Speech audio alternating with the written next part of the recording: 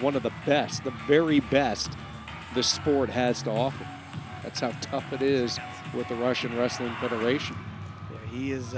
He's great to watch. 12 and 16. He has longevity in the sport as well, where he is his position for years. They're going to probably name techniques the Vlasov just because he's a student of the sport, and his position is uncanny. Vlasov won his first world title, the first of two, 10 years ago, 2011, followed up with a second title in 2015. You can bet he has some revenge on his mind tonight.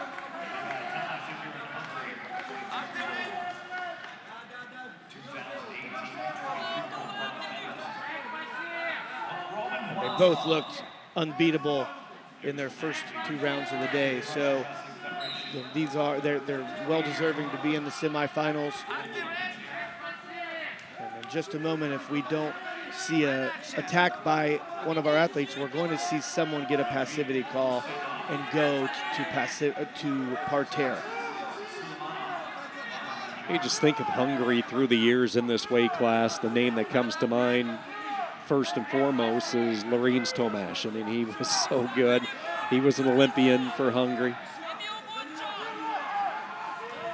Still remember the crowd and his performance in Budapest at the World Championships in 2018. That's about as noisy of arena as I think I've ever heard for Greco-Roman wrestling. He had the whole country jam-packed in there cheering him on. It was hot, it was loud, it made Greco exciting.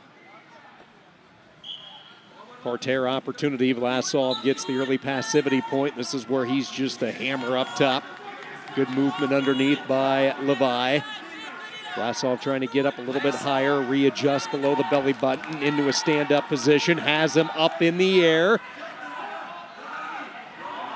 Watch Vlasov to leave his feet here and take him through, as LEVAI Tomasz has a body lock as well, so he wants to keep his feet off the ground. There he goes, feet to back for 4.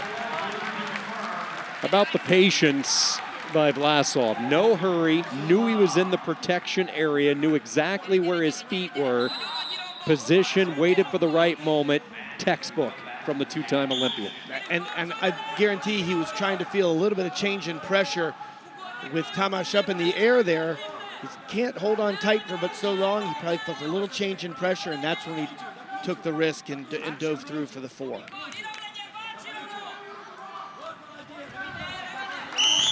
And this is a different type of match than the last time these two met in Warsaw. This is all Russia right now. Concerned look in the corner from Hungary.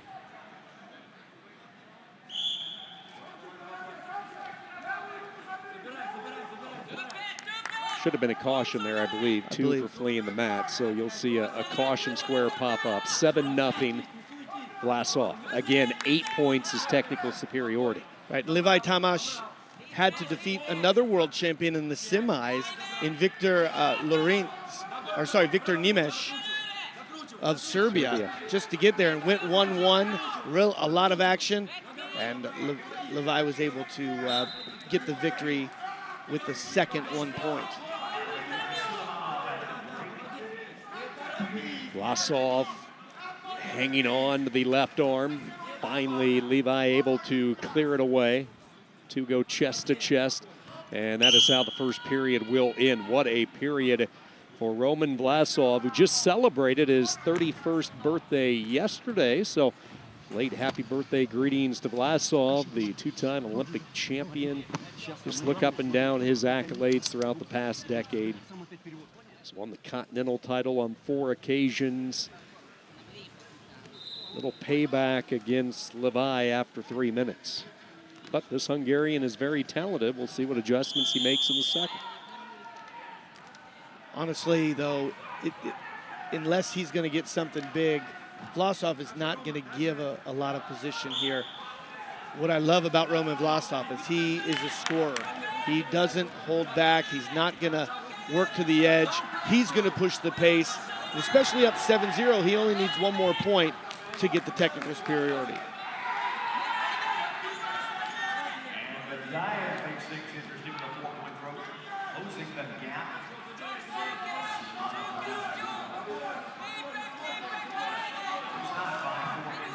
Beautiful arm drag position for Vlasov.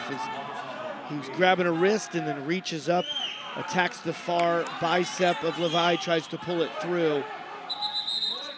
Such great pushing and pulling. Tactically, it is a different sport than freestyle wrestling. Totally different.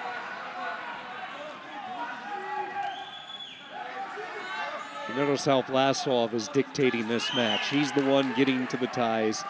LEVAI just cannot get anything started to where he wants to go. And it all starts with Vlasov's right shoulder. Watch him turn his body, now his left shoulder. Turns his body, and when he drives with that front foot, he keeps the pressure moving forward as they move side to side, pummeling their hands, fighting for wrist control.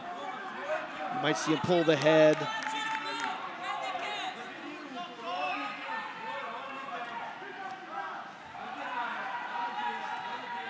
The grips of these Greco-Roman wrestlers, you shake their hand, they might just be being nice to you, but they hurt it. They hurt your hand when they shake.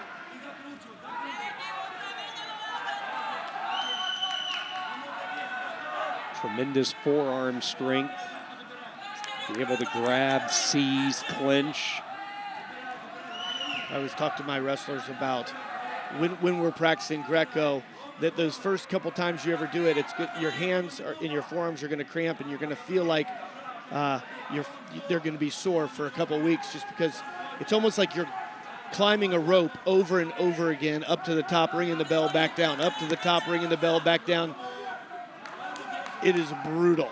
Yeah, if you've ever rock climbed or did any of that, it's a forearm muscle that you're just not used to using, and it is the same muscle that these exceptional athletes rely on each and every day for their training and then for competitions like this. Vlasov, behind his huge first period, is in a great position as we wind it down to get back into the finals. Has not wrestled for a world championship since the 2015 year when he won it all. Was trained under the great Viktor Kuznetsov. And that is gonna be it. LEVAI Tamash, unable to knock off the two-time Olympic champion twice. Vlasov, 7-0. He is into the finals tomorrow. He owned position from the first whistle.